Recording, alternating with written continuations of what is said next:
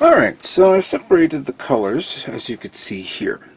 You have the charcoal colors, which pretty much makes up the weaponry and the inner frame.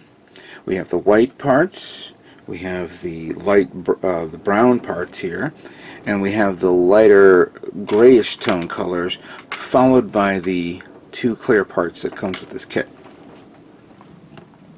And I began removing the excess plastic because, you know, when I was removing it from the trays, I was cutting it off like from the edges, so a little bit of the plastic is left over, so I can remove the remaining.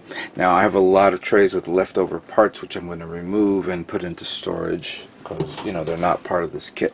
But I'm going to leave it there just in case I miss something, and well, I'll review it and, you know, take a look at it. So right now everything has been removed, but I just need to begin the sanding phase of me sanding down each and every one of these parts. I want to build the inner frame first before we move it, do anything. But for now, I would like to just review some parts that I think I could use for the for this. And let me see.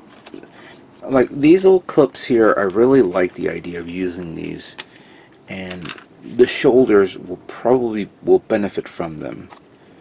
I see like some alright. Is the lighting hitting it right? Yeah. So sorry, I don't know if the lighting's hitting right. So we have that little notch there, which one of these small ones could fit there. So I can try that, or I could put it in here, like that, and put them on both sides. This is a good, photo etch part to use. Now, there's no holes anywhere that I could see, other than this one. And I don't know if there's a part that goes through this. I don't know if it's a blank hole. I don't think that will work for this. But there are these little ones right here, these little notches, right? Now we have the photo etch parts for this, especially. Well, hold on. We have this, and we have this.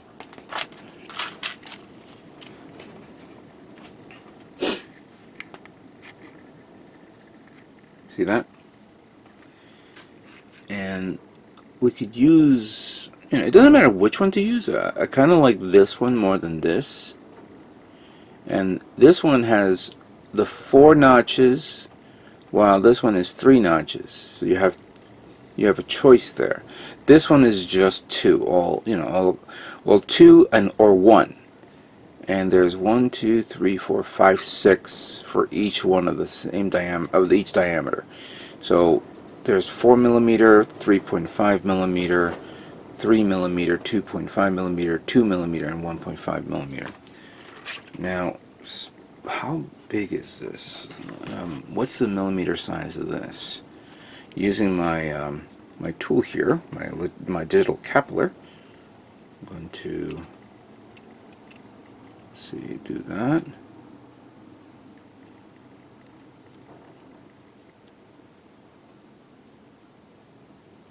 It says 3.8. Let me put it back to 0 and make sure it's right.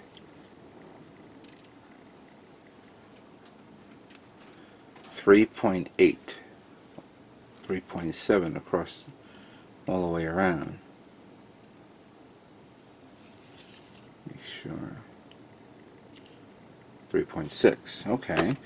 So I have the 3.5. That should easily fit into that hole. So that's good. Let's see about these guys over here. The gray parts, which is basically around the foot area. I believe that's the foot area. Let me look at the manual a bit.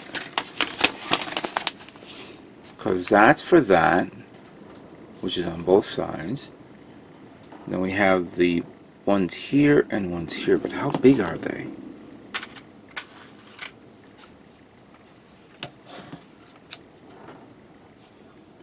0?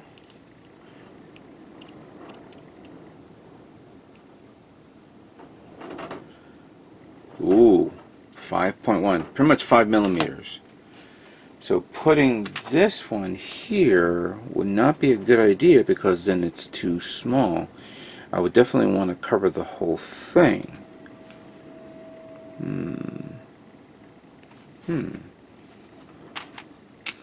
When I ordered this, I got it within about a week, so I think it's probably a good idea. I'll look for the 5 millimeter size of these. And how big are these? Because this is actually going down the legs.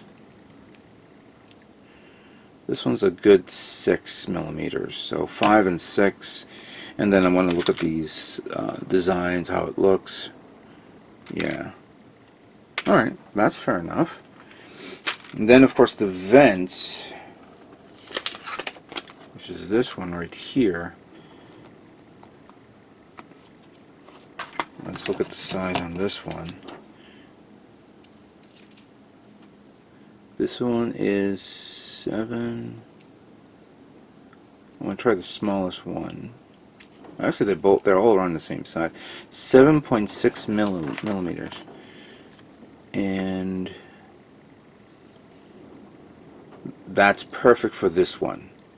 This is an 8 and that's a 7. So one of these two will be perfect for these. I wonder, how about my older ones? Let me see. These are too narrow. We'll have to figure that out soon. Alright, so I have the tools. I just need to look for these first and we'll try them out. So let me begin cleaning and making the inner frame so we see what it looks like. Alright, so here's what the inner frame looks like on this kit. That's actually pretty nice. Really, really nice. Good detail though. Look at this. Start from the back area, of course. Calf. There's a lot of good detail in the calf area and around here on the knees. The lower part of the legs utilizes that same technique they've done, if I'm not mistaken, with the Master Grade Master Grade Unicorn, where you have these latches there that hold us together. That's what I'm thinking. I don't remember my Master Grade kit for, I've only built it twice in my lifetime. Don't see myself building another Master Grade Unicorn anytime soon. But it has these amazing little hydraulic pieces that sometimes it sticks, sometimes it does not for whatever reason. But you're not going to be fiddling about with it opening and closing all the time, just the way you position it. This foot is not holding up properly. I don't know why. There's a little gap there, but hopefully once it is fully painted, and then I'll just put them together and with the armor, and that'll be great. Great detail up front, of course, here in this section here and here, which is tied into the vents of this part. So if you put this on like this, you'll see the inside. So clearly this will be, I may, even though I did select the color that I want to paint, these will be a different color tone. Maybe metallic, I don't know which one. We'll figure that out soon enough. I love the hydraulic design here, where the calf armor is. If you go like that, looks really nice. Now there's a part that goes there. Well, obviously, it will be put on later on. Now if you flip up the skirt armor, there's a lot of detail here. Check that out. Look at that. Good work, good detail there. So clearly, if you really want to do some two-tone coloring there, that'll be great. I've seen a lot of model builders do that, where they paint one color of the inside, then they'll mask the inside, they'll mask it off. That's a lot of work to mask them, then paint the other color out. This can also probably benefit with a reverse wash if you want to use a combination of lacquer and enamel. But that's if you're willing to do, you know, go that extra mile. I'm technically not going to do that, of course, because then I'm only going to build it, just paint it, just so I could only show off the ends. You know, I'll show it off once and that's it. Then we have the inner frame parts here as well. That this is completely different from, of course, the regular GM, because it doesn't utilize the core booster setup. It has this setup as well. There's a lot of extra parts, and I might as well mention there's a lot of extra parts that you can actually make this the other GM if you wish, but I'm not going to do that. Those will have to be putting away to the side. And stop popping out, please. Thank you. Great gimmicks here, especially with the parts that open and close for the hydraulics. This will probably be held down by the armored part that goes right on top of that once you remove the head. Then with this, you know, you lift up here so you could see the design of the arm. That's good. Good hydraulic setup there. Almost feels like this whole setup almost feels like real grade. That looks really nice. I mean, good detail there, here. The hands are pretty big, meaty paws, as you can see there. I love that. I really do. This is starting to become one of my favorite master grade kits for 2018. Even though it was last year's kit, this kit's starting to look really nice, I have to admit. So some other parts that I didn't put onto this kit because it can go on, like the backpack, as you can see here. This cannot be put in the back because there's no connector. This is only for the armor.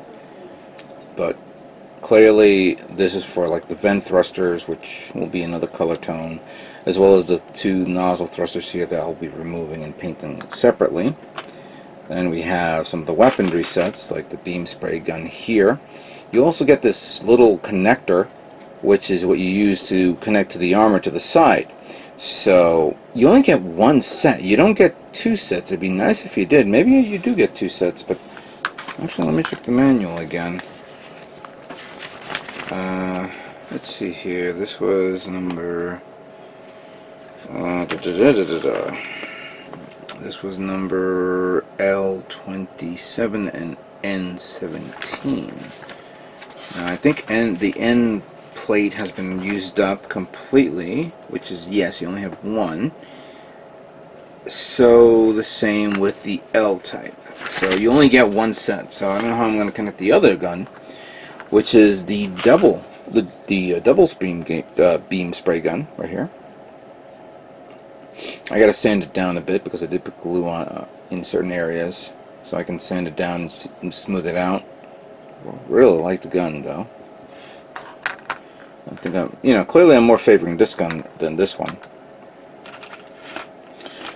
Portions of the bazooka, which I have here, which of course needs to be cleaned up and painted and put on, primed up and painted. Here's the Magnum gun, the beam handgun, which of course just removed from this little holster type thing. This is going to be an annoyance. I don't know why I put it on. I should have left it off. So all you need to do is pull it up like that. You're ready to rock. Kind of like that. And then of course the signature weapon itself, the sniper weapon itself. I'm not a big fan of this sight though. It's so cheesy. I understand it has the unique visor system and probably better sight or targeting systems. You would think that'd be a little bigger, because we've seen that on the P Bandai version of this kit, and if I'm not mistaken, I think the Sniper 2 Custom has a better version. I'm not 100% sure, but I do like it, and clearly you need to. If you want to put it away, put it in the back of the mobile suit, just take out the pop out the barrel, put it under this, flip this around, and you just put it back there for storage, which is actually this little clip right here. and there's a notch there that you put onto this to hold the weapon into place, like so. There's going to be a lot of parts here that I'm going to be separating and preparing to paint individually. I'm also looking into the possibility. I'm definitely doing a two-tone color with this. Don't know if I'm going to do metallic yet. Clearly, this barrel, this section of the barrel can be removed, and I'm painting that one color. This probably one color right here, and then the whole section here will be another color. So most likely, this whole section here, here, and here will be one color, while this whole section here will be another color, plus the force separation there.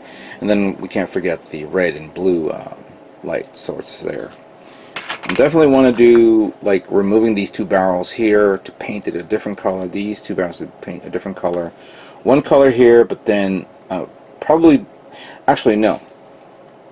Yeah, you know what I mean. I'm probably be masking a lot of parts here, so that would be two-tone color tones. But yeah, this is really nice. I am digging this. Good poseability. Of course, the stupid skirts keep coming off, but I have a feeling I'm going to be removing the parts for the skirts. Come on.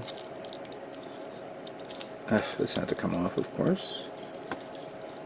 Let me just give it a nice pose. Lift that up a bit.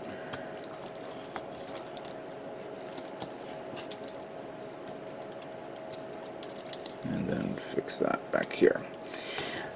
The fingers I like on this, and you have to be very, very careful because some of the fingers are not universal for both hands. You have to be careful because there's a connector that will only fit one side and then the other side. There you go.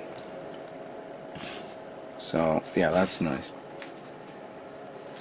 Now, I did mention before of the LED lights, and I put some away here, but I'm going to show you what I was actually considering of doing. So this battery is almost dead, Jesus. So I was going to pop open the head, put that light source in there, so that way it illuminates. But you got to remember that this does not have an it doesn't have eyes, or it does, but it's not the normal Gundam eyes that you normally see. If this whole section was clear, it would have been perfect. I would have to maybe drill holes here, here, and here, here, here, here, so the light source can bleed out. I'm going to pop the head a bit so you guys can see something here. Yeah, this is not going to stay up, so.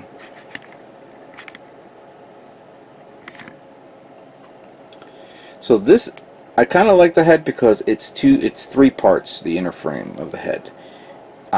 There's a hole there that's for that cap, so I could probably cut these off, glue them on here. Of course, make a cavity there so that the light source can go through there, or like it's in there, like so. And then the light will bleed through that, through here. Then two wires going down, and this is where things get a little interesting. Two wires going down, and then back here the wires will have to feed down to here under the hydraulics, because there's going to be an armor there, and then somehow get the battery in here where it can be maybe placed inside like that. I don't know if that's possible. I'm going to put the armor on and then take them off to see if that works. But I have a distinct feeling the idea of putting LED lights on this head may not fly with me. I know somebody's probably going to say, oh, you could do it. I'm going to try to do it. First, I need to find out if I could squeeze the battery in here. This battery is small enough. This is the ones that I use on the Bellerophon. So that'll probably be perfect for this. Now, in all due fairness, since this LED light source is a little too big, I was actually considering of using the smaller LED light source that's right here. That should be perfect. This is the one that I actually used on the Bellerophon, but I don't know yet. I really don't. For the sniper rifle, I guess if I remove this,